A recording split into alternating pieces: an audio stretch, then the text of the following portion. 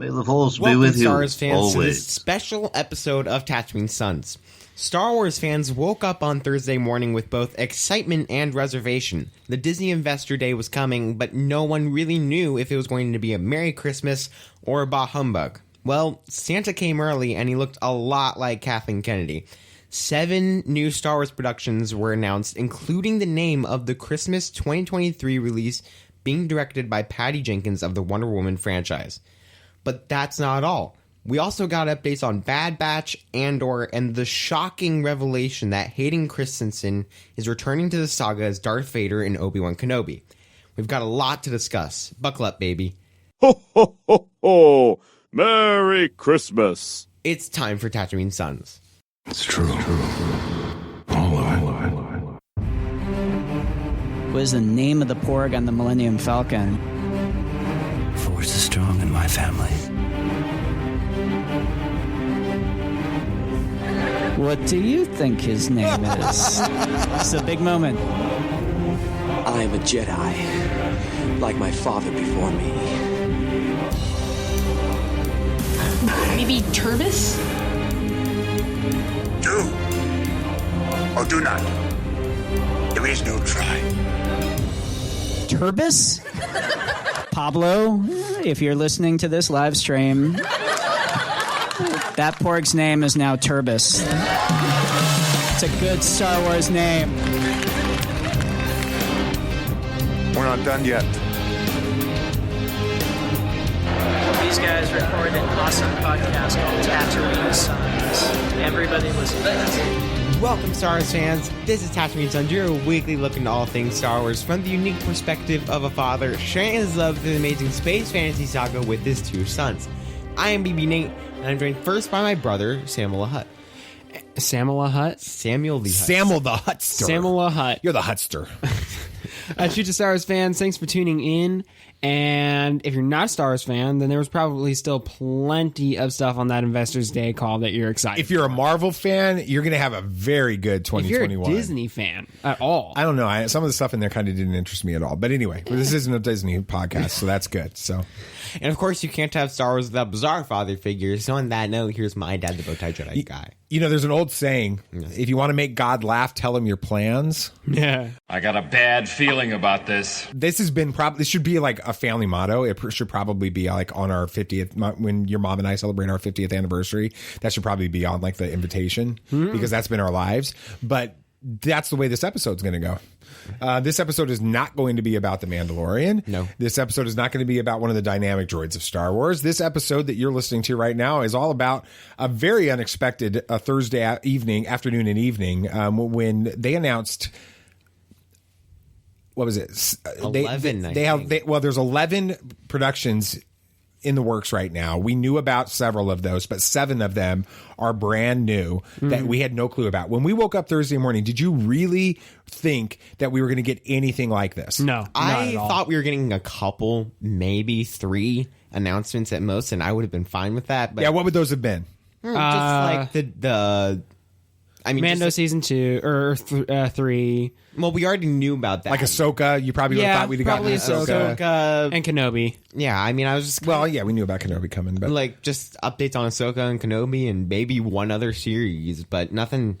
Yeah, nothing to the extent that we got. That was nuts. yeah, I don't think that any. And Twitter was full of people that were kind of wondering if there was even going to be anything that was going to be announced. I was hopeful. And then I saw Matt Martin, our good old buddy, at Missing Words on Twitter is his Twitter handle. And about an hour and a half before the start of the Investors Day, he retweeted Disney's tweet about it and said, you probably want to tune into this. And then I'm like, okay, this thing's going to be real. Yeah. So we tuned it in. We put it on there, cast it to our screen. Well, we watched it the first hour, the boring stuff. We watched kind of on our computers and stuff like that. And Sam didn't even pay attention really to it. And then we connected the computer to the big 70-inch TV downstairs and decided to watch when the good stuff was coming out. At that point, the excitement was definitely there. Something was coming because they had already announced there's 10 productions in the works with it. And I think that one of them is they're not really counting in that list. And we'll talk about that when we get to it. But that was when there was like, what the heck? I mean, what did you think when they finally said 10 new Marvel, 10 new Star Wars? I was like, oh, that's cool, but I didn't hear the whole in the next 5 years kind of part. I thought it was just going to be like, say, next decade, because it's the 2020 investor call, and that's kind of like the start of the decade. Well, they do this call every year. Yeah, I know, but I was just wondering. Yeah, I was like, we're not going to be pressed for things to talk about on the podcast. The Star Wars fan content world is going to have a lot to discuss. So who talks first? You talk first? I talk first. And we're going to try to discuss all 11 productions. That doesn't even count The Mandalorian. Can you believe that? Holy crap. We're going to talk about that in this episode. You know, we were all worried about, man, next 3 years without a movie? What are we going to do with ourselves? That's not going to be a problem. But here's what's going to happen with our regular episode, where we're going to do some hot takes on Chapter 15 of The Mandalorian. We may talk about a droid. I was thinking C-3PO for this week. We're going to record that and have it ready to go for Thursday. And so what this is going to end up being is it's going to change. Probably we may not even talk about C-3PO. Let's make it a Mandalorian episode. And we'll do a recap of Chapter 15, our thoughts on that. And then we're going to do predictions for the season finale of The Mandalorian, Chapter 16. Okay, we want you to be a part of this. So we want you to give us your predictions for the Season 2 finale. And you can call in to our voice message number 321-262-0892 and give us your predictions for the Season 2 finale of The Mandalorian. Again, that number is going to be 321-262-0892. Get that to us by the end of the day Tuesday. We need it in by the end of the day Tuesday. So you've got about 24 hours to get us those predictions. And then we will include some of the more interesting, exciting, or hilarious ones in our as long as they're family friendly. Yeah, I mean, of course, all the rules with that. Okay, so by the time you hear this show, dozens of podcasts with hosts and guests who are, let's just be honest, a whole lot more interesting than we're going to be, have shared their hot takes on all the new series, all the films announced at the Disney Investors Day. I've listened to a bunch of them. They've been fantastic. So what we thought we'd do is we'd take a step back a bit for a few days and let ourselves think about things, research some things, let some other people come up with some good information for us to share. Yeah. Do the work for us. Do the work for us. And then share our thoughts. So instead of these being our hot takes, which is what we normally do, let's just go ahead and call these our lukewarm takes. You see what I did there, Luke? Yes. Yeah. It's like a tauntaun. This is where the fun begins.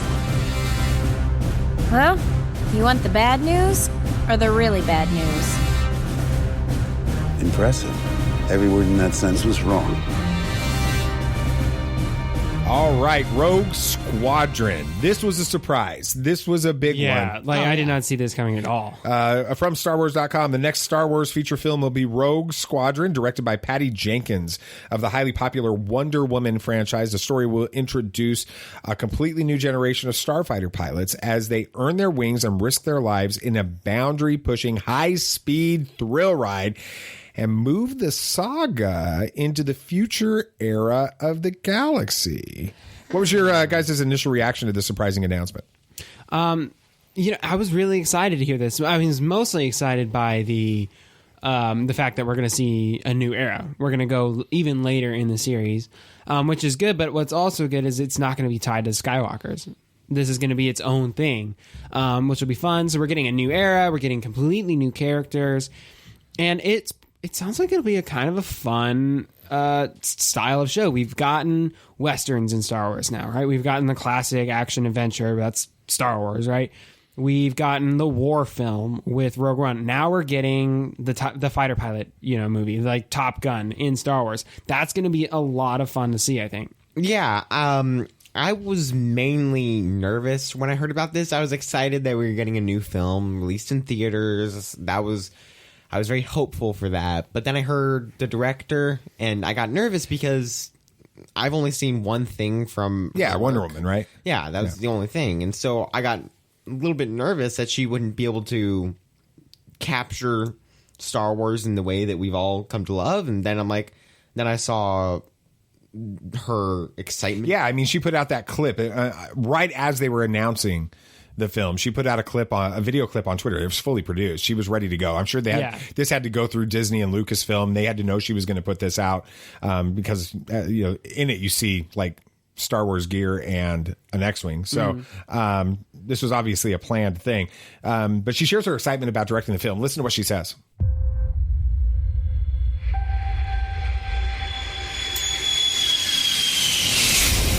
I love to move fast and speed of any kind.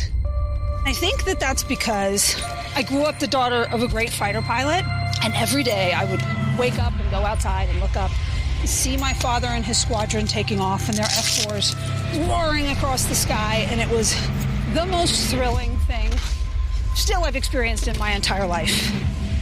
So when he lost his life in service to this country, it ignited a desire in me to turn all of that tragedy and thrill into one day making the greatest fighter pilot movie of all time.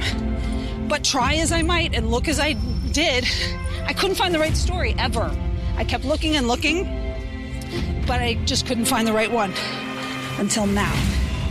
Now I found a movie about two things I love. So I'm going to see you very soon.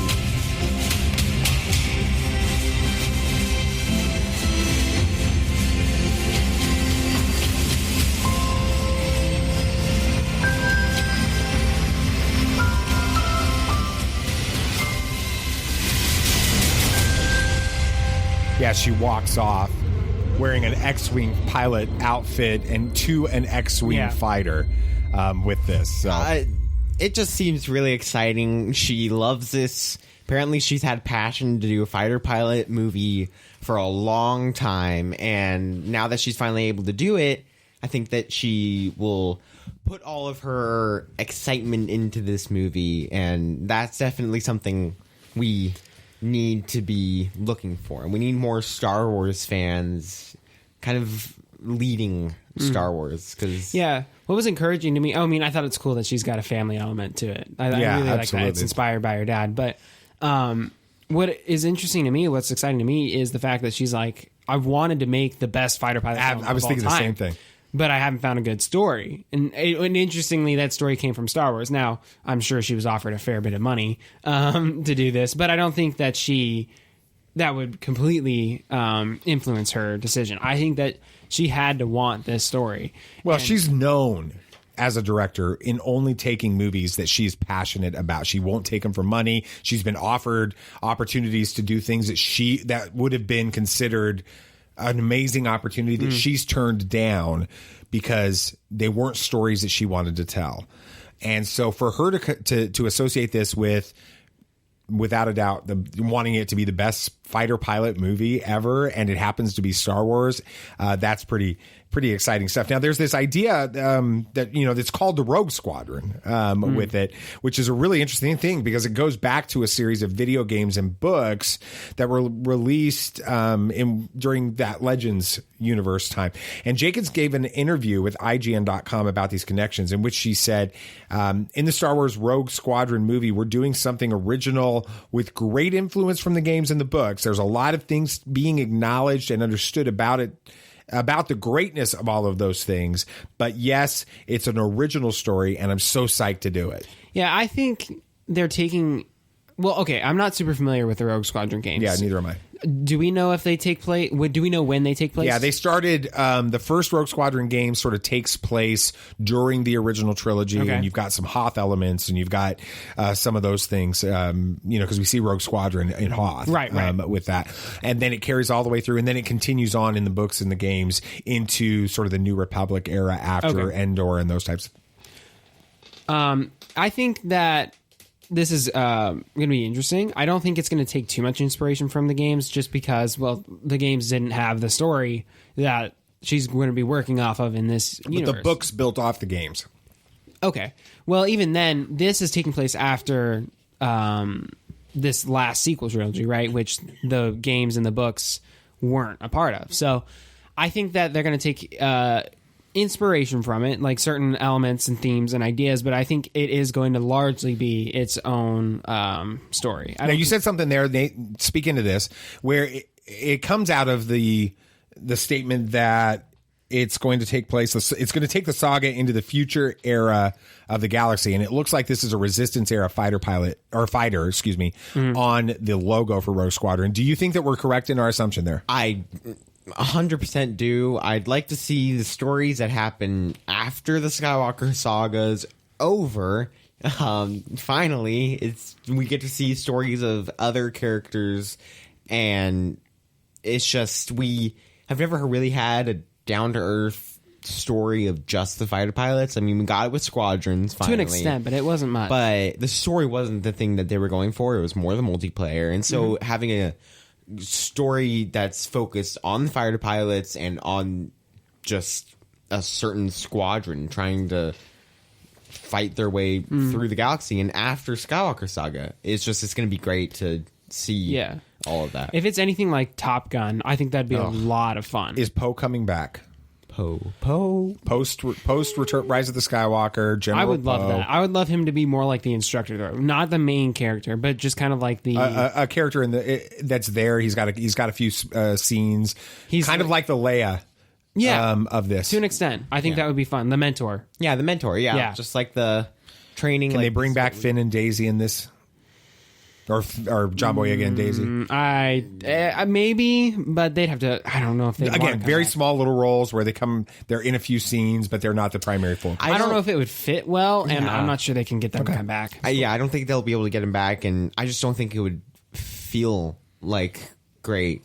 In that style. Well, Rogue Squadron is scheduled to hyperspace into theaters for Christmas of 2023, but there's a lot more Star Wars coming to carry us through. We've got this thing called the Acolyte. I am super intrigued by this. This is the Leslie Headland series that's been talked about for a few months. They announced that she was going to be doing some things. Totally random thought, sorry. But I wonder if they gave us all this news now through that investors call because we didn't get a Star Wars Celebration. Yeah, I think that a lot of this was going to be announced at Celebration. Absolutely. Anyway, sorry, exactly totally random. Yeah, Leslie Headland, she's the Emmy Award nominated creator of the mind-bending series Russian Doll. Yeah, I haven't watched it, but I've heard it's fantastic. Brings a new Star Wars series to Disney Plus called The Acolyte. The Acolyte is a mystery thriller that will take the audience into a galaxy of shadowy secrets and emerging dark side powers in the final days of the High Republic era. Now, this sounds very exciting. We're finally getting a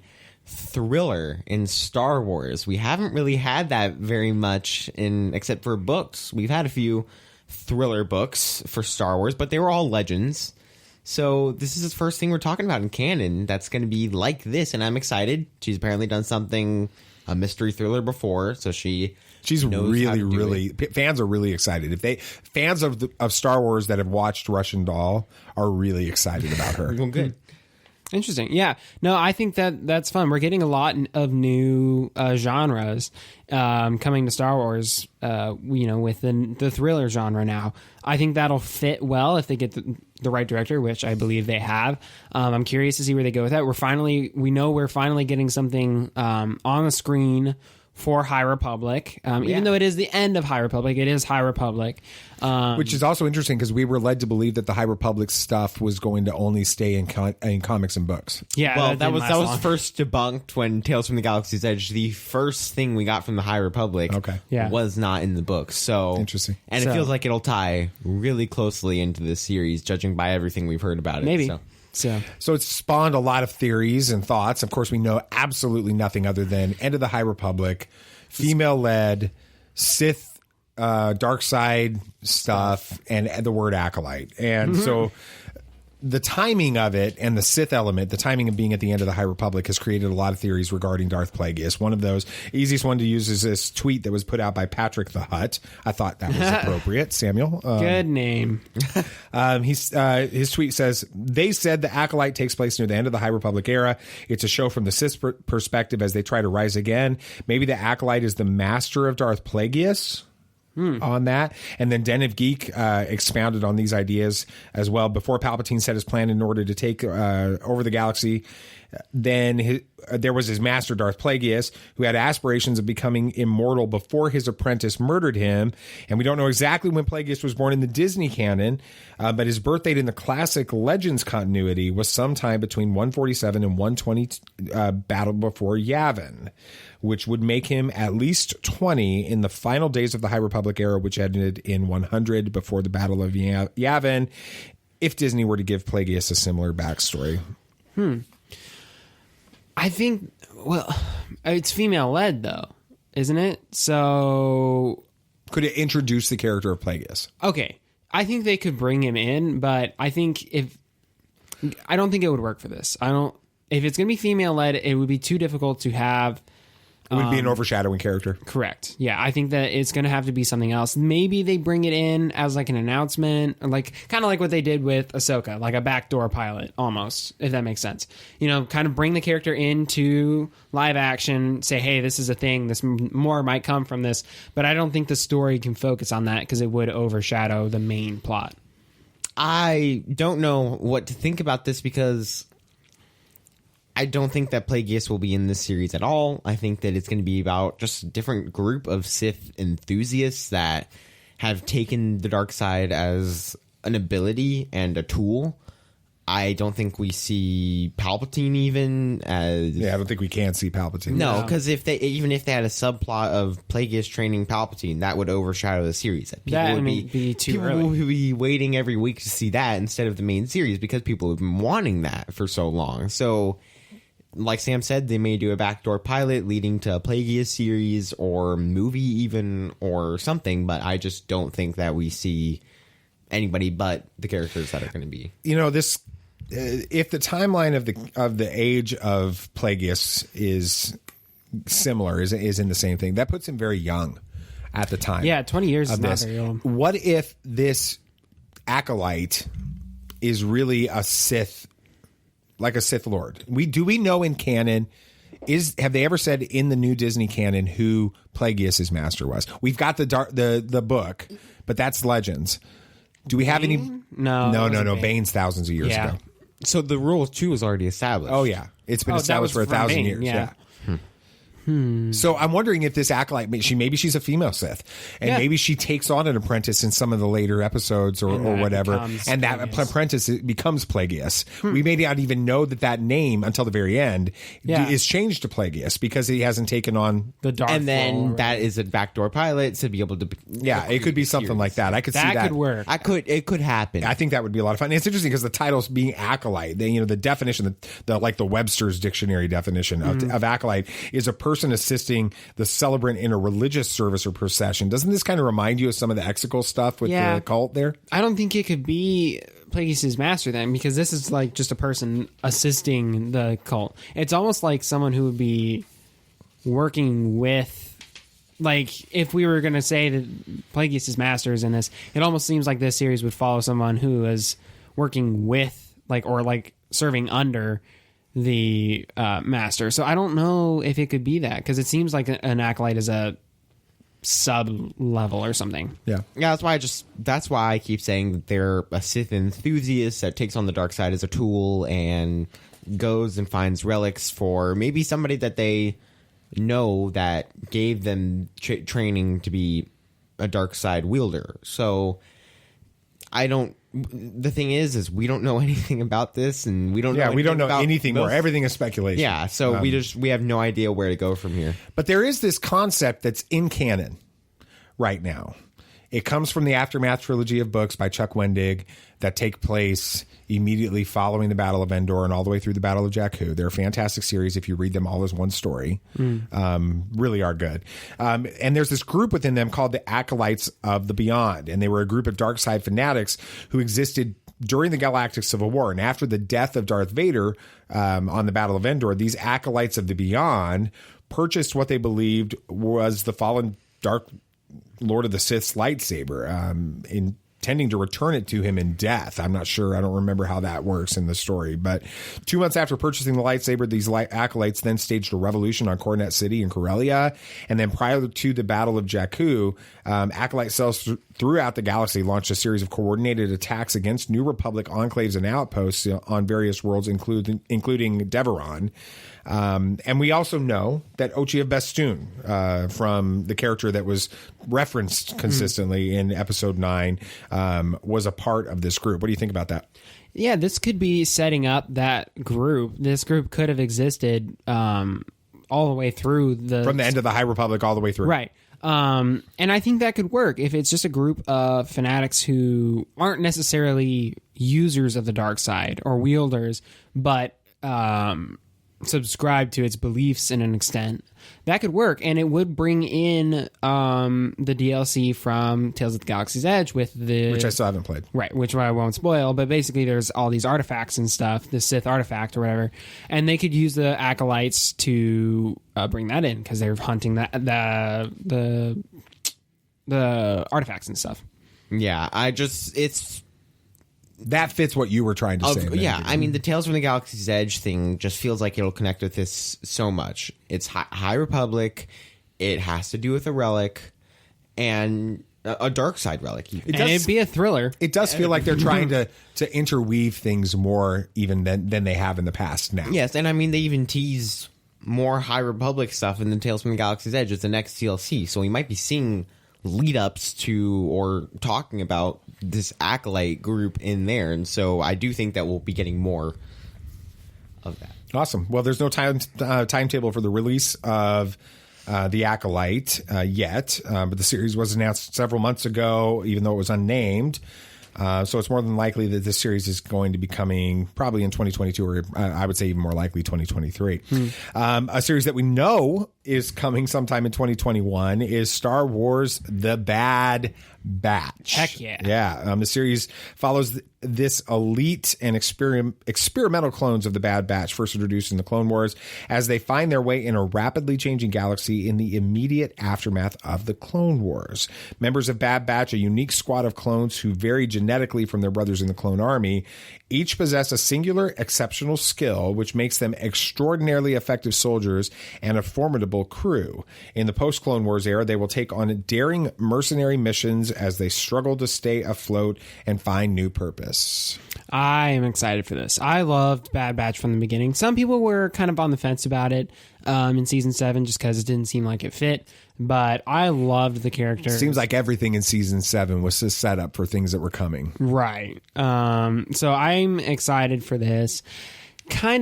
We'll get to that, I guess. But I'm very excited. It looks gritty. It looks like it'll be on par, like quality level, with season 7. It looks like it's just a follow-up. Yeah. It's the next season of Clone Wars is what it visually looks like. Yeah. And it was such a fun group to watch work together, so more of it is not going to hurt. And the casting, you won't need much cast. You just get D. Bradley Baker for everything. Exactly. It's going to be cheap. Yeah, so when I heard about this, I was a little bit disappointed because, of course, I always wanted a Rebels series, an animated follow-up, because I wanted to know, but at least we got Ahsoka, so we'll talk about that later. But I'm excited to see this. I'm excited to see. I don't know. I'm wondering if they're going against other clones. It sounds like they are, but it looks really good. It looks really like they're saying, okay, Clone Wars is done. We'll give you a soft lay down with another series. It's a lot like Clone Wars. Well, did you see the way that the logo appeared? Of course, yeah. It fades out. It's the Clone Wars logo that gets burned through with Bad Batch. Yeah. They're saying this is the follow-up to Clone Wars. Right. Yeah. On it. And we did get some real content with the announcement as they showed the first trailer for the series, and it had lots of really fun, juicy nuggets to discuss. The Bad Batch's ship heads towards Kamino, the homeworld of the clones.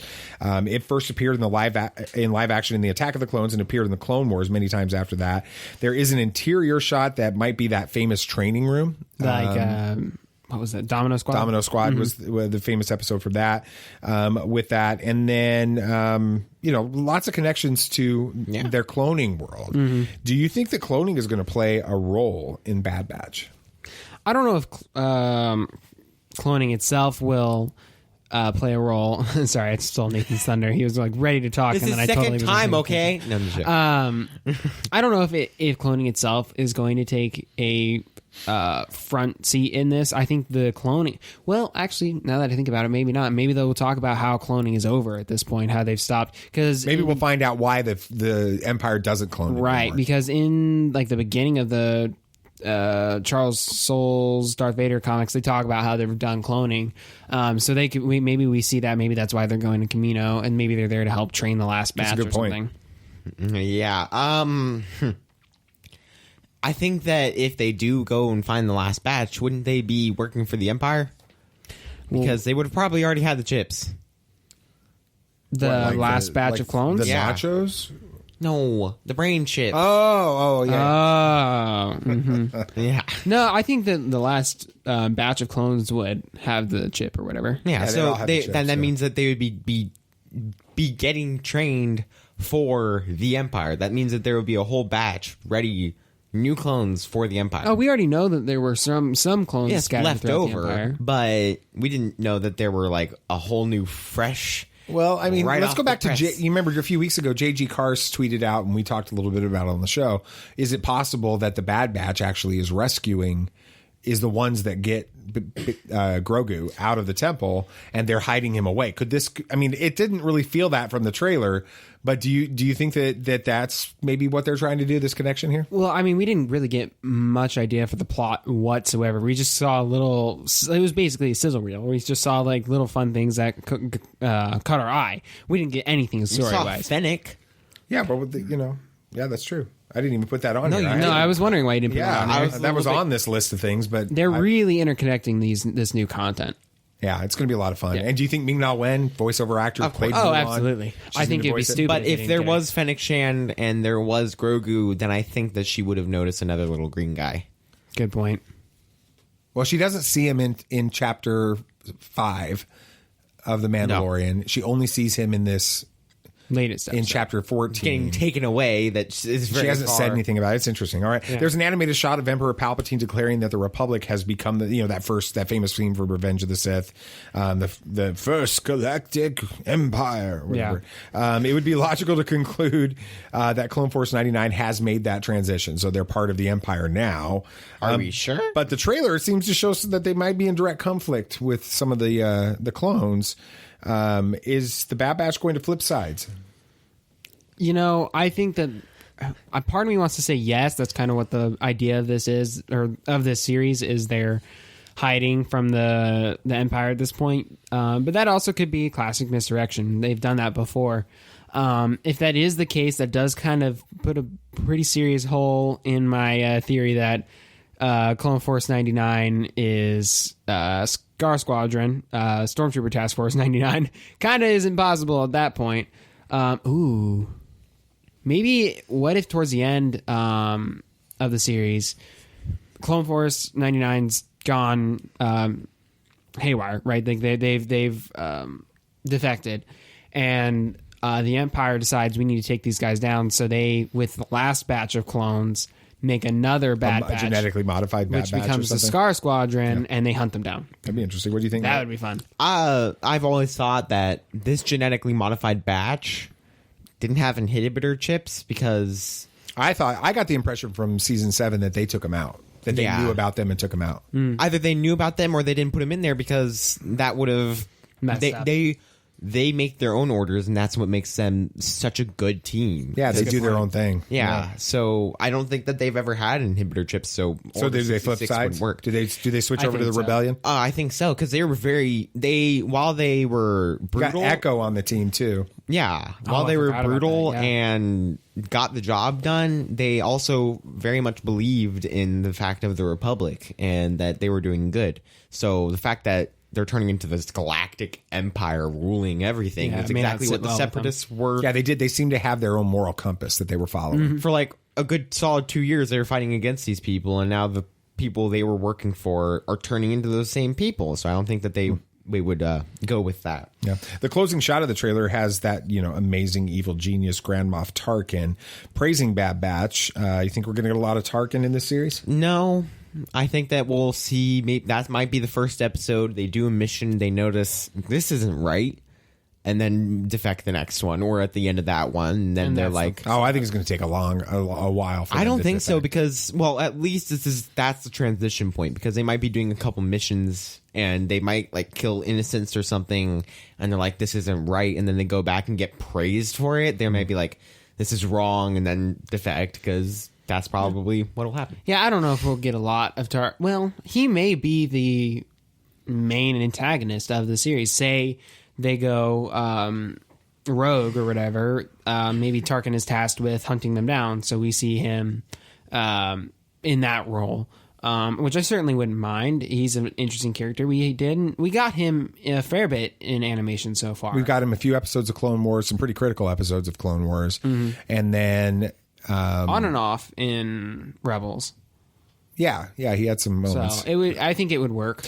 Well, it's exciting to get more Star Wars animation. Bad Batch is set to release late 2021. Everyone's favorite scoundrel, though, Lando Calrissian, will return in a brand new series event for Disney Plus called Lando. Justin Simien, creator of the critically acclaimed Dear White People and a huge Star Wars fan, is developing the story. The series has been rumored for a while. No cast was announced. But Billy D. Williams did tweet out an article about the show the next day, and we've talked about ideas for this one before. What do you think about the Lando series?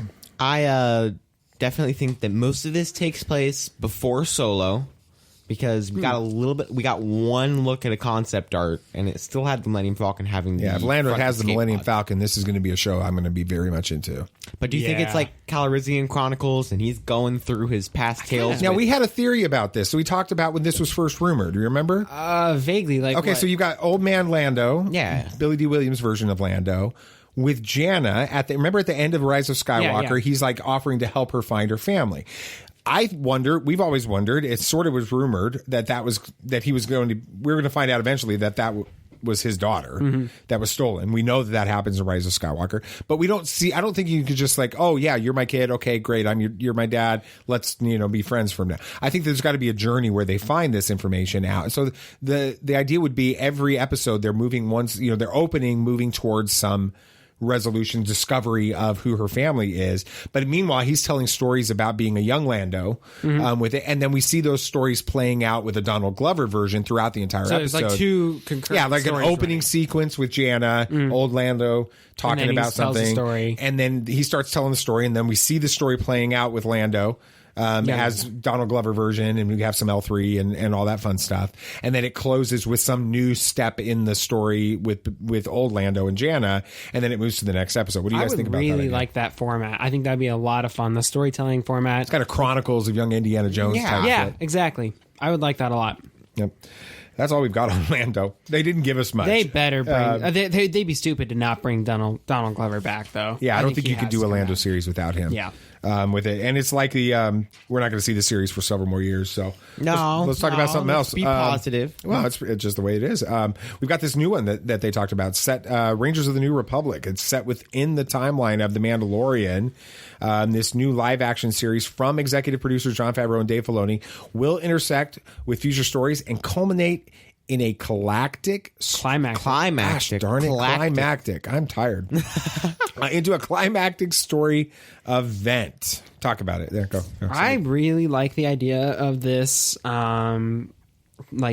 intersection between the stories. I think we've talked about how we've wanted this content in the Disney era of Star Wars to become sort of like the MCU. Everything's kind of interweaved together with movies and TV, and there's like elements of each show and each other show.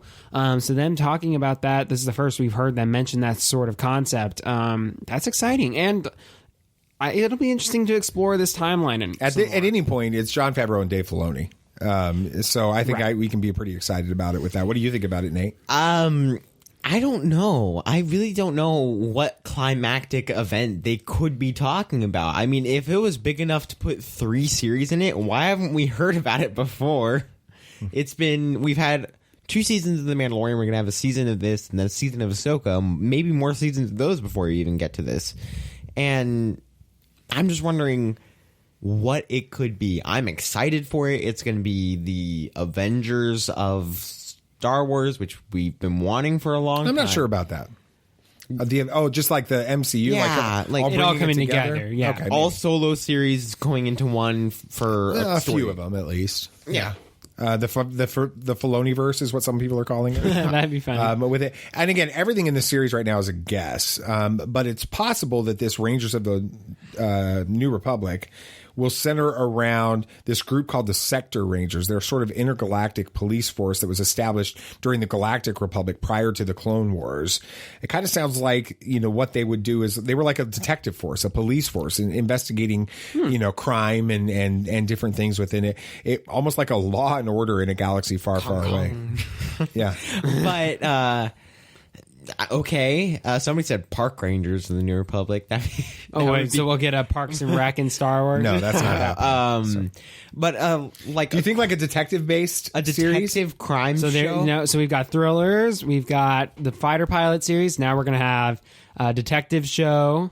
That's strange. See, there's one or two ways I can think about it. The Sector Rangers things makes me think from the Old Republic time, or the Galactic Republic period, reminds me of Law and Order or that type of a detective series. They better have the whole like the whole talking before each episode. Yeah, that whole thing. Yeah, they better have it. Otherwise, I'm not watching. But then this Rangers thing reminds me of like the Wild West and the Texas Rangers, what I get. And then it fits more into the Mandalorian stuff with what's happened with Cara Dune and Marshall, and but this world. Do you think which way would you see it going more? Can it kind of go both ways? Like, aren't Rangers sometimes don't they have mysteries? So it's like Chuck Norris Walker Texas Ranger, but in space? Yeah. All right, I'm in. All right. Yeah.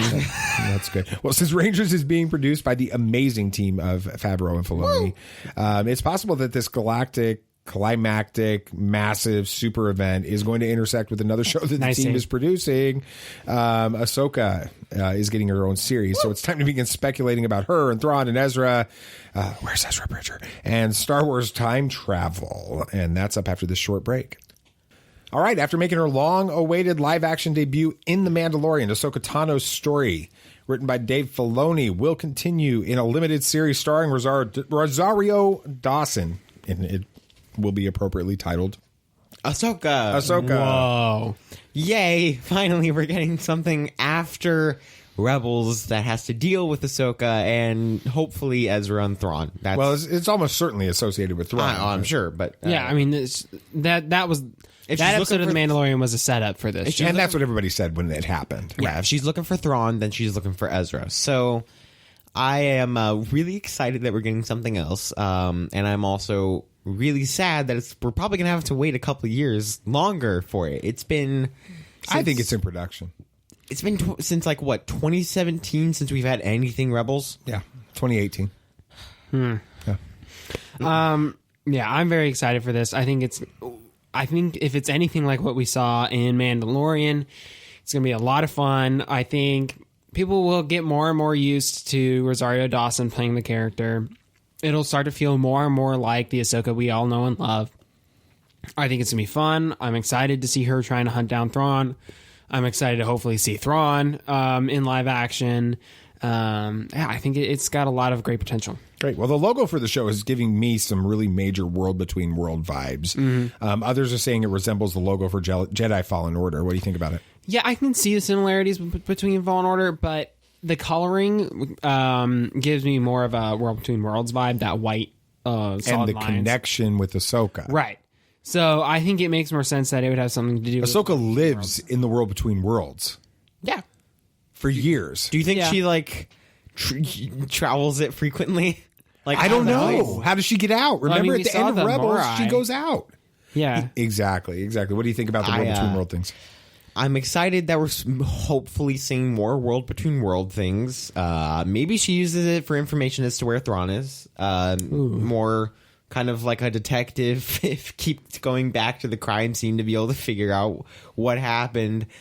But I really don't know what we're expecting with this series. It's another one of those that we have nothing on. We know it's set during the same Mandalorian timeline. That's it.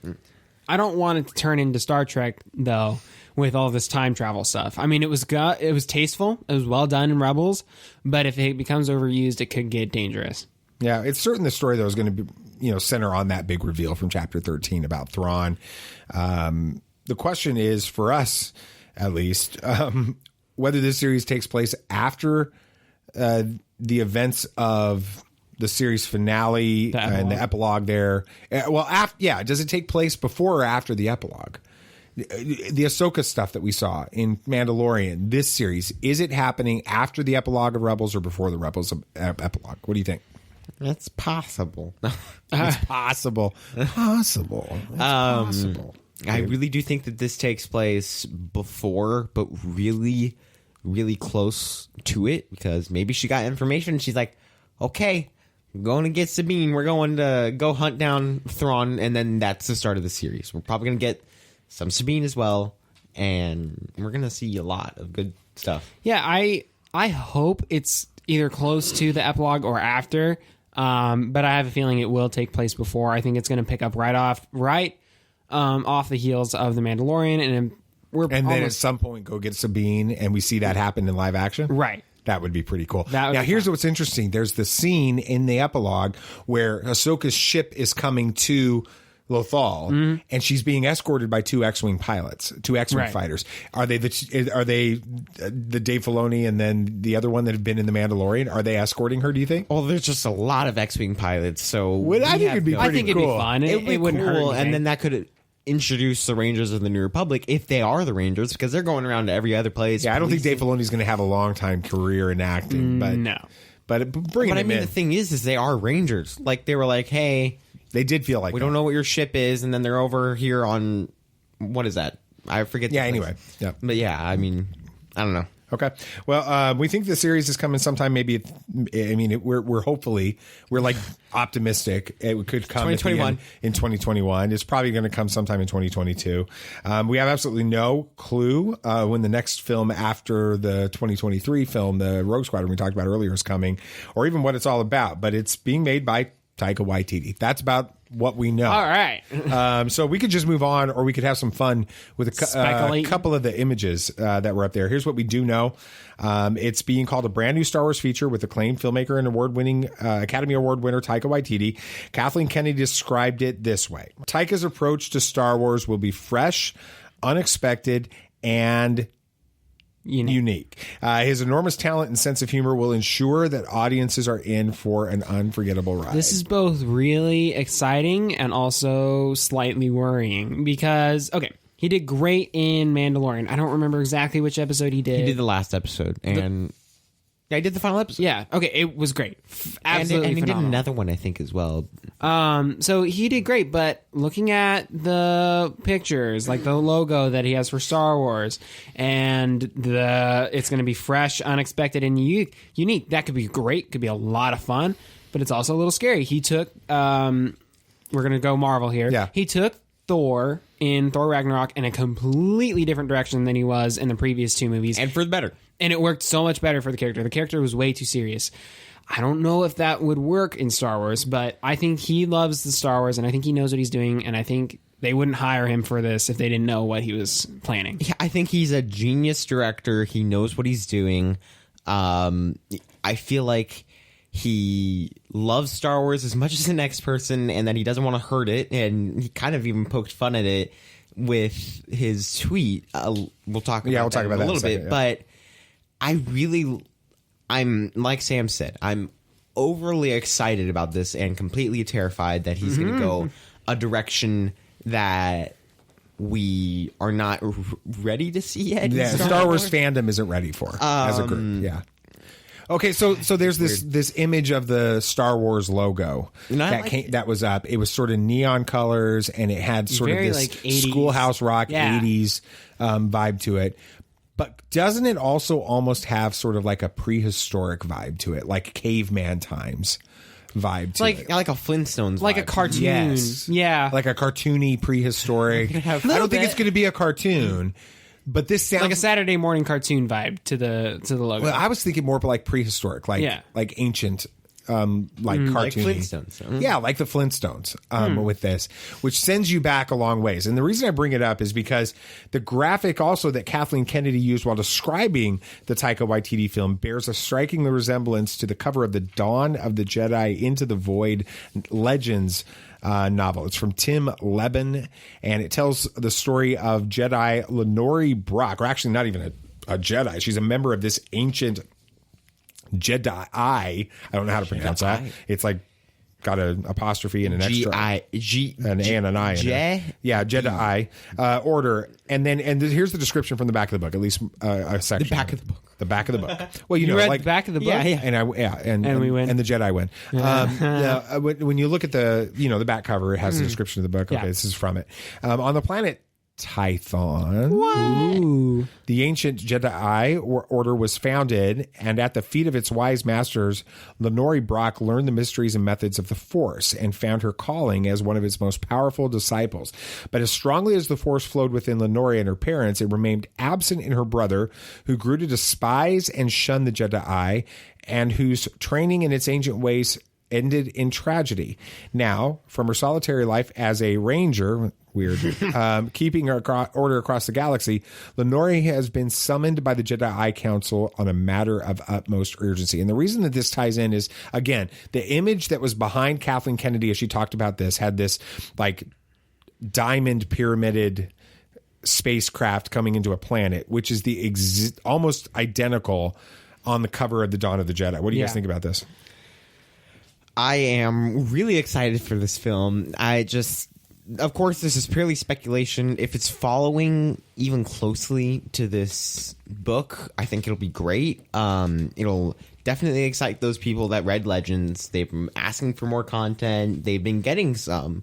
But, I mean, in a film and following a very popular book would just be great for them. I'm also excited that and who knows, maybe it's a red herring because this guy is a comedy and he might just be screwing with people. And so you never really know what it is. So I don't know, but I'm just really excited for this film. Yeah, I think the connections there you can't ignore.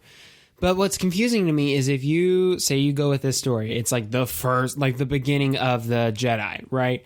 I don't see Taika as the type of director that would work for that kind of film. I don't feel like that kind of film requires a lot of comedy to it. I think it's supposed to have this serious feel to it. Maybe he's able to pull that off. It's, but he is generally a comedic director. So it's a little concerning if they go there, but maybe these are the questions that Lucasfilm and Kathleen Kennedy were asking when he was pitching this.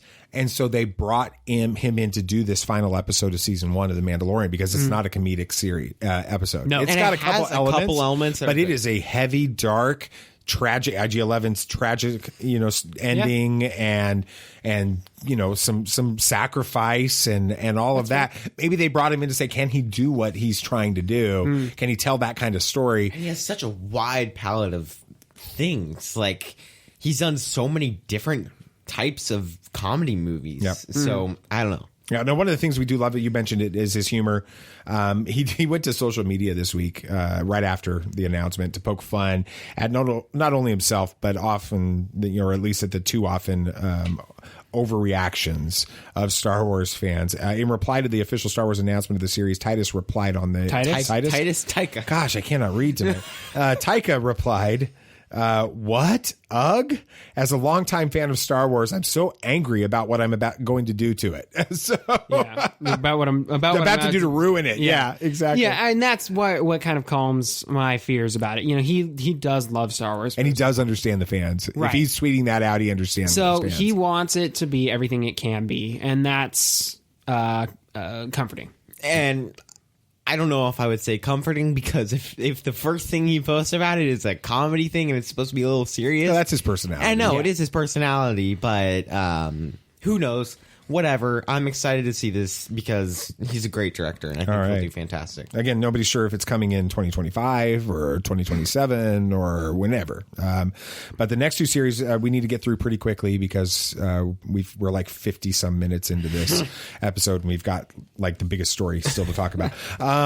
Star Wars Visions is coming, presenting all new creative takes on a galaxy far, far away. Star Wars Visions will be a series of animated shorts celebrating Star Wars through the lens of the world's best anime creators.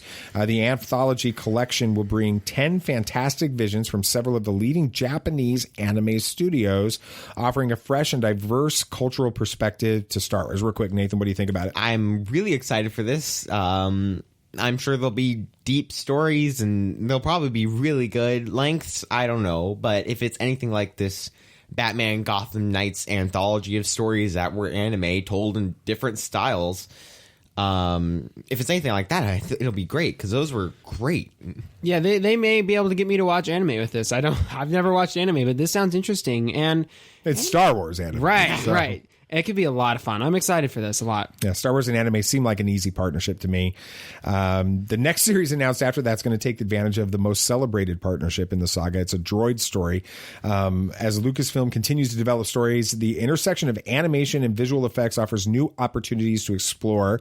And Lucasfilm Animation is teaming up with Lucasfilm's visual effects team at ILM to develop a special Star Wars adventure for Disney+. It's called A Droid Story.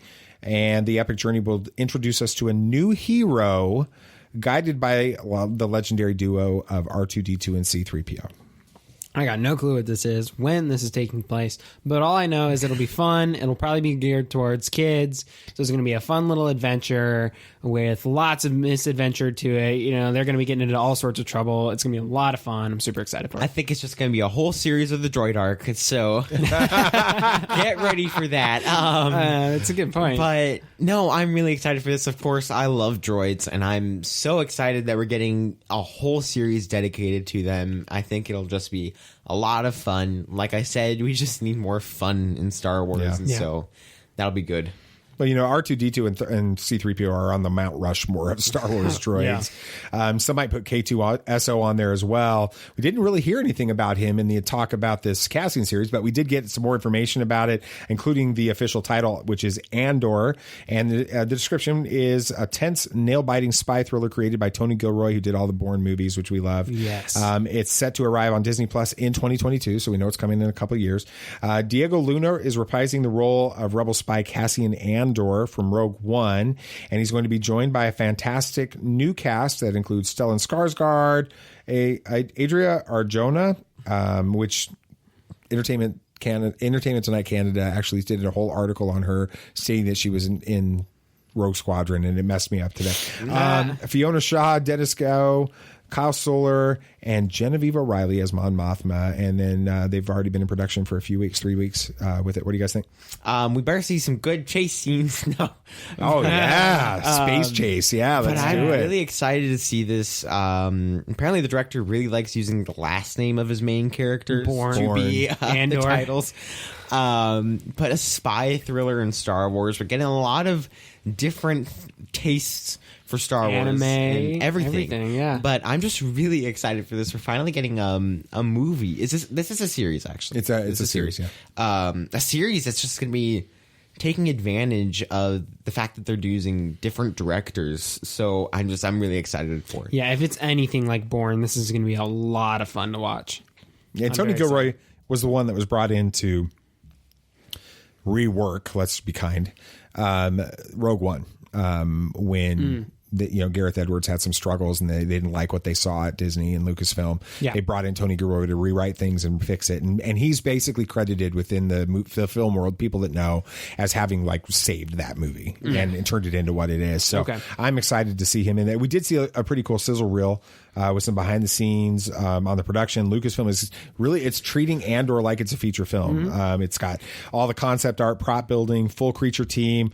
Looks like they're going all in on this. They have a smaller budget, but much of the time you really couldn't tell from what we saw in the clips that we were seeing and what they were trying to do with it. We also know that they've built an even larger volume in London, which a bigger volume and shooting in that means we're going to get Mandalorian or better quality from this, which is exciting. And it also looks like Andor is going to involve a lot more practical sets, and lots of those looked distinctly Rebel like in this. What do you guys think? I still remember when we just had left the tour from Lucasfilm with Matt Martin, and we were literally driving back, and they announced that this is in the works. Star Wars show announced it. And we were like, did you know? And he's like, yep. And the thing is he came from a meeting, and that was the meeting. Yeah, that was the meeting. So it's kind of cool to start seeing it like come to fruition. It is pretty cool. This is going to be a lot of fun. I'm really excited for this. It's just that's all I can say. Movie quality, which is going to be nice. I mean, that's why I got it confused with the movie, because because it looks so real. And they're even saying we spent so much time on this series, and it's going to be a lot of fun. I hope that the story is as good as Rogue One. I'm sure it will be. And I mean, we got to see where it goes from here. I mean, we have nothing else. Well, if you're taking Tony Gilroy and spy thriller, then you'll be good. Yeah, and then you're putting that in Star Wars. I think it's going to be pretty fun. With the Andor scheduled to release sometime in 2022, don't know really when. Just before another series that's going to include a very special character that has fueled a lot of speculation over the past few days. Last August at D23, Lucasfilm announced the return of Ewan McGregor in the iconic role of Master Obi Wan Kenobi for a special event series, not a full series, just a special event on Disney Plus. Officially, that was announced this week. Officially titled Obi Wan Kenobi, appropriately. Series begins 10 years after the dramatic events of Star Wars: Revenge of the Sith, where he faced his greatest defeat and the downfall and corruption of his best friend and Jedi apprentice, Anakin Skywalker, when he turned into the evil Sith Lord Darth Vader. The series is going to be directed by Deborah Chow, who helmed memorable episodes of The Mandalorian Season 1. So this is going to be a very interesting series. We don't have the genre this is put in. We don't know what the plot's going to be. We don't know what he's going to be able to, what he's doing on Tatooine. But it just sounds really exciting. Deborah Chow did fantastic episodes on The Mandalorian. She wasn't, of course, able to come back for season 2 because of Obi Wan Kenobi. So it's just, I don't know what to expect with this. I remember the announcement and freaking out that we were finally getting Obi Wan Kenobi back. But we'll just have to see where it goes from here. Yeah, I think that this is going to be everything that Star Wars fans have wanted from this Kenobi series. People have wanted Ewan to come back. He's coming back. We've been wanting to see what Obi-Wan's been doing this whole time. We're going to see that. We're even getting Darth Vader again. Yeah, I mean, that's what the announcement went on to say. It says it'll truly be a day long remembered, as it was confirmed that Hayden Christensen will be returning as Darth Vader. Kennedy went on and said this will be a rematch of the century. And then Hayden Christensen had some thoughts about it. Said it was such an incredible journey playing Anakin Skywalker. Of course, Anakin and Obi-Wan weren't on the greatest terms when we last saw them.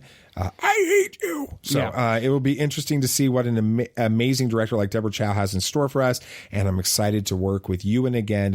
It feels good to be back. And then Ewan McGregor said, the most beautiful thing of all is that it brought me back together with Hayden. What do you guys think? I'm so glad that Hayden's getting the love from the fans again that he deserves. He was a little sketchy. It wasn't him. It was that's been debated for 20 years, but but it doesn't matter. No, it's how you treat a person matters, right? And treating somebody that you don't even know over a movie like garbage, like they've done with Daisy, like they did with Kelly Marie Tran, like they did with Ahmed Best and Anakin, or with Hayden Christensen, is ridiculous. And so I think what you're saying is it's glad to see that he's back sort of in the good graces of Star Wars fans. Let's keep him there. With it. You were freaking out when this announcement happened. Was I a little? Oh. Was I a little freaking out? Yeah, a little bit. I just sort of stood up, jumped around, danced, jumped up and down, pumped my fists, screamed. Mm-hmm. Just a little bit. I was excited. I mean, he hasn't had the best filmography. He also went and did a rom-com in 2018 that was terrible. Yeah, he's done some movies that maybe aren't the greatest. Yeah, but it's not really for his acting job anymore. It's for he played Anakin. This is his. This is Anakin. This is his character. This is his character, and him. Let's write a great script for him. Let's find a director that is more concerned with the way someone acts a character than getting the shot filmed. Mm-hmm. This is not anything new. People know this about George Lucas. George Lucas just wants to get it filmed and move on. Right. With it. And so get a good director in there, get some of the right people in there, let them work with Anakin, let him redeem himself in this role. It'll be the redemption of Anakin Skywalker, or of Hayden Christensen, as he plays Darth Vader. Right. What do you think about them? The comments by both Hayden and Ewan about being able to play this together, act together again.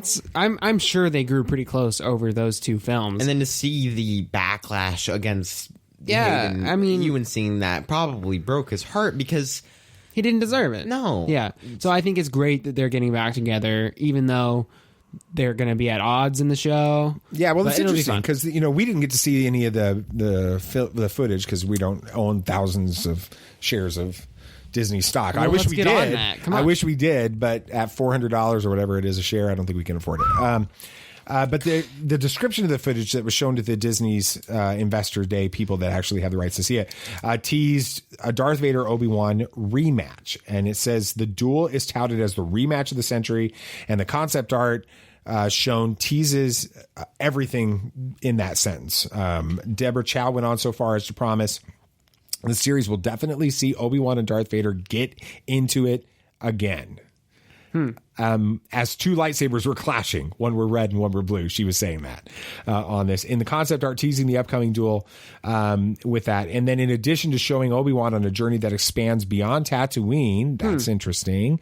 More concept art showed Darth Vader atop a throne communicating with a hologram, likely his master Palpatine. This is going to be very interesting. It's wow.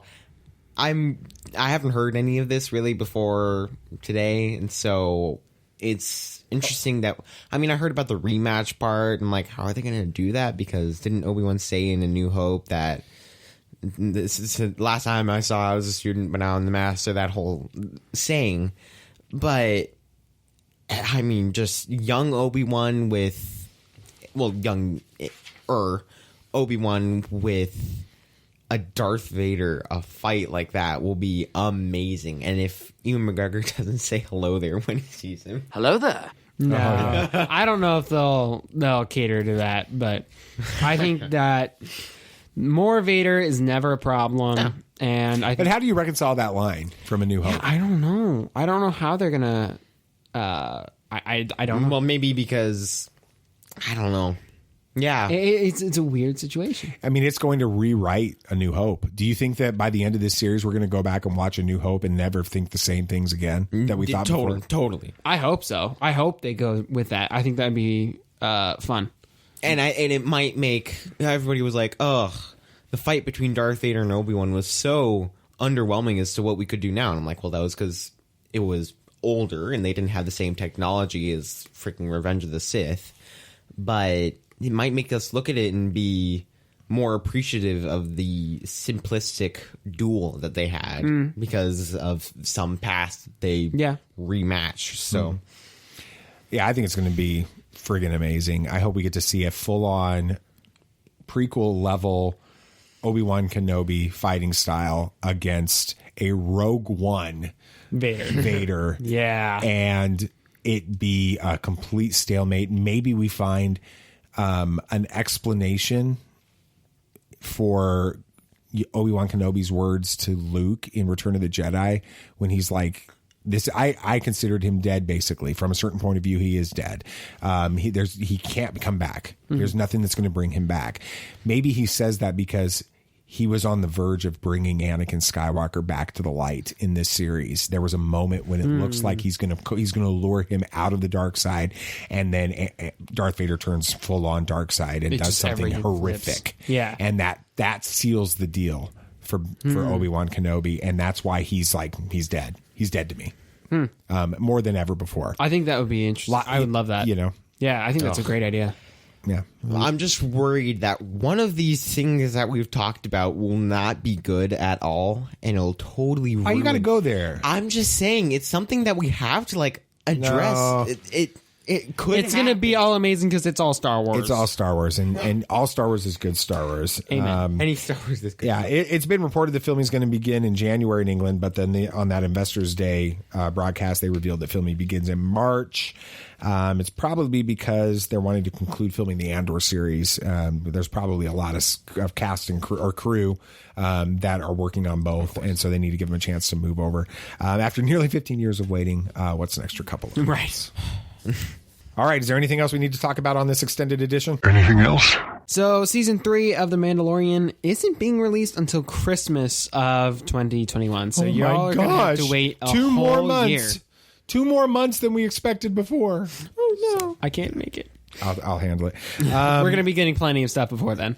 What is the deal in the Jerry Seinfeld world? What's the deal with the Rian Johnson trilogy? Well, they haven't taking it's still It's up still there. on the website, baby. So you're telling me there's a chance. Right. That's basically where we're at this point. And we're not sure if we'll ever see a Solo 2. I know. I kind of thought they were going to announce it. They didn't announce a Boba series either, and I'm upset. It could be. I don't know. I mean, the Boba series we might not, but I'm staying hopeful. Yeah. And Lando's good enough. Yep. Well, we've got another show. It's going to be releasing on Thursday, and you're not going to want to miss it. We're going to be breaking down Chapter 15 of The Mandalorian, giving our predictions for the Season 2 finale. Just to make it easier on yourself, just go ahead and subscribe to the show and all of our socials. If you go to flow.page/Tatooine Sons, SONS, you can find everything that you're looking for there. It's in the show notes as well. It'd be easy to find. So subscribe, follow, do all that fun stuff there. Check out our T-Public store. It's great. Yeah. Thank you for listening to this long edition of us talking about a few important things, not very many, but just like the future of the saga. Thank you for sticking through it. And sorry we didn't give very many of our theories. We just kind of talked about previous theories, but we expanded on them, and we got a couple. It's exciting. And thank you for listening to our weirdness. We're weird, and for some reason liking it. But we do this because of you guys. So thanks for y'all's support over this whole podcast. It's really what keeps us going. Yeah, I definitely appreciate you guys. Thanks for listening. Thanks for following on Twitter and your interactions and keeping it positive and Facebook and all that stuff. If you could not,